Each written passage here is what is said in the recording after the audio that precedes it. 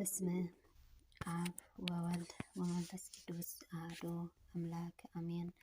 በስመ አብ ወወልድ ወመንፈስ ቅዱስ አሐዱ አምላክ አሜን። በስመ አብ ወወልድ ወመንፈስ ቅዱስ አሐዱ አምላክ አሜን። ሰላም ስትራሉ ለእግዚአብሔር ከመይ ትብሎ ከመይ ተምስዩ እናምላክ ይመስገን። ሰላም እየ ባርከስ እንደማዓንቲ ሓፃር ታሪክ ሰማዕቲ ቅዱስ ገላውዴዎስ የዘልክም ዘለኹ ሓቢርኩምና ዝፀንሑ ትሕትና የለዎ። ታሪክ ሰማዕቲ ቅዱስ ገላውዴዎስ ማለት ዕንቂ ጲዝዮን ፍቱው ስነ ይብሎ። ነዚ ቅዱስ ኣብዚ ስም ኣቦኡ ኣብጥልዮስ ዝተባህለ ኮይኑ ታሕሳስ ዕለት 11 ተወልደ። ካብኣቶም 7 ከዋክብቲ ብርሃን ሰማዕታት ሓደ ንሱ እዩ። ናይ ንጉስ ኑማሬኖስ ሮማዊ ንኡሽተይ ሓው እዩ። መልክዑ ከም ዮሴፍ ብጣዕሚ ጽቡቕ እዩ ነይሩ። ናይ አንጾኪያ ተወላዲ ኮይኑ ኣብ ኩናት ኣዝዩ ብርቱዕ ነበረ። ኩናት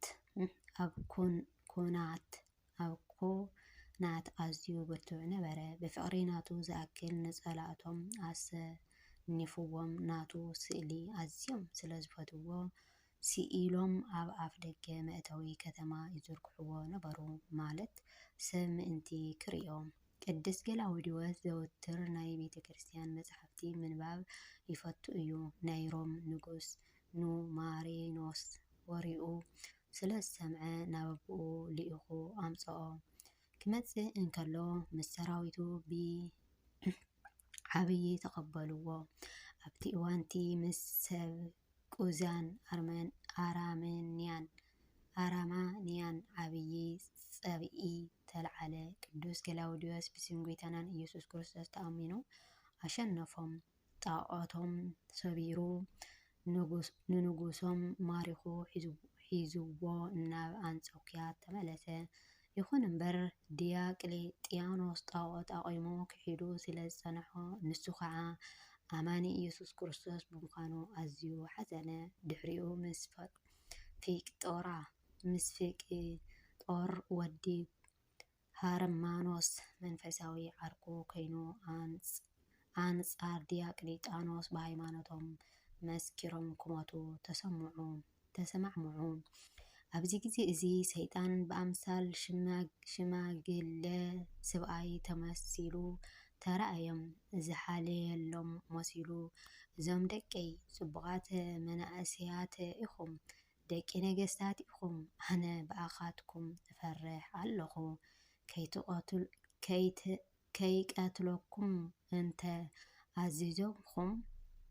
ከይቀትለኩም እንተ ኣዚዞምኩም ስቂልኩም ንጣዖት ክትዓጥኑ ኣማኺረኩም ኣለኹ። እንተ ኣዚዞምኩም ካብ ትእዛዛቱ ኣይትውፅኡ። ንስኻትኩመ ንክርስቶስ ብግልኩም ኣብ ገዛኹም ኣምልኹ። እዚ ንጉስ ሓያልን ርህራሄ ዘይብሉን ጨካንን እዩ በሎም። እዚ ኩሉ ናይ ሰይጣን ተንኰል ጎይታ ቀልጢፉ ስለ ዝገለጸሎም ኩሉ ክፍኣት ዝበለ ዝተመልኣኻ ናይ ሓሶት ምንጪ ካባና ርሓቕ። ንስኻ ኩሉ ግዜ ሕጊ እግዚኣብሔር ክትቃወም ኢኻ እትነብር በልዎ። ሽዑ መልክዑ ተለዊጡ ገጹ ጸሊም ኮነ። ደሞምን ንምፍሳስ ፈኪሩሎም ከደ።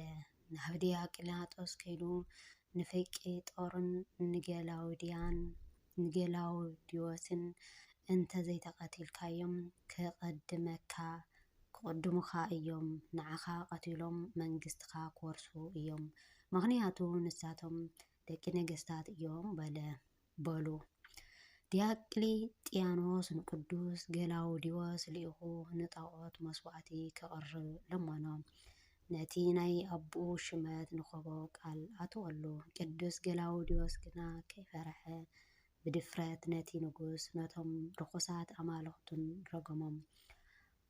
ሃርማኖስ ከዓ ንወዱ ፊቅጦር የሕልፎ የሕልፎ ከም ዝህቦ ቅዱስ ገላውዲዮስ እውን ናብ ግብፂ ክልእኾ ንክቕተል ንንጉስ ከም ቀደሙ ኣማኸሮ። እቲ ንጉስ እውን ናብ ናይ ኣንደኖያ ገዛኢ ገላውዲዮስ ናታታንን ትእዛዝ ኣይተቐበለን፣ ንቓላቱ እውን ኣይሰምዖን። ንስኻ ናብቲ ናትና ትእዛዝ ዝምለስ እንተኾይኑ ብዙሕ ፃዕሪ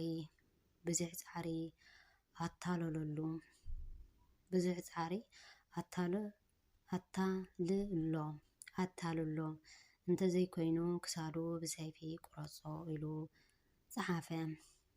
ቅዱስ ገላውዲዮስ ንሰብኣይ ሓፍቱ ስድራኻፀ ኣብ እምነቱ ጸኒዑ ክነብር ንወገናቱ ከጽናንዖምን ሓደራ ኢሉ ተሰናበተ። ሃገር እንደኔው ምስ በጽሐ ገዛኢ ኣርያኖስ ርኢ ምስ ኣበሎ ደንገጸ።